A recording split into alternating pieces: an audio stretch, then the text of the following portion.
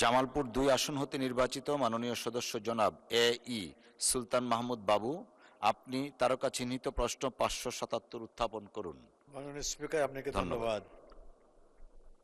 ৫৭৭ তারকা প্রশ্ন মাননীয় দুর্যোগ ব্যবস্থাপনা ও ত্রাণ মন্ত্রীর অনুগ্রহ সরাসরি প্রশ্ন করতে যাচ্ছি।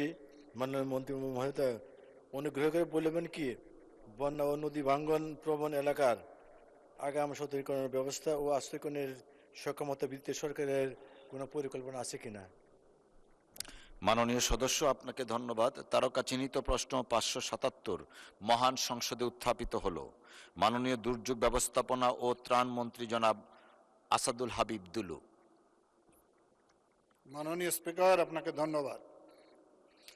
বর্তমান বন্যা ও নদী ভাঙ্গন প্রবণ এলাকায় আগাম সতর্কীকরণ ব্যবস্থার ক্ষেত্রে পানি সম্পদ মন্ত্রণালয় সুনির্দিষ্ট ও সম্ভাব্য পূর্বাভাস প্রদান করে থাকেন।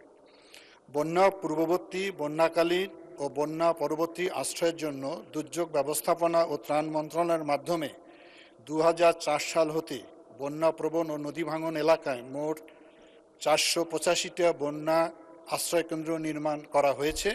এছাড়াও ২১৮টি বন্যা আশ্রয়কেন্দ্র নির্মাণের কাজ চলমান রয়েছে। ধন্যবাদ মাননীয় মন্ত্রী। জি, মাইকটা দেন একটু মাননীয় সদস্যকে, যিনি প্রশ্ন করছেন, সম্পূরক প্রশ্ন। জি। আমি আমার নির্বাচনী এলাকার বহু জায়গায়, বহু চর এলাকায় ঘুরেছি। এই ধরনের কেন্দ্রের খবর আমাদের কাছে নেই। এই জন্য এটা প্রশ্ন, কারণ চর এলাকার মানুষ, আমার নির্বাচনী এলাকার একদিকে যমুনা আর একদিকে ব্রহ্মপুত্র, এখানে খাল বিলে ভরপুর। এখানে জনগণ, বিশেষ করে চর এলাকার মানুষ অত্যন্ত কষ্টের ভিতরে থাকে। ওই এলাকার মানুষ প্রায় ২৫ থেকে ৩০ হাজার মানুষ ঢাকাতে অবস্থান। মানুষের এই অত্যন্ত কষ্টপীড়িত একটা অবস্থানে মানুষ রয়েছে।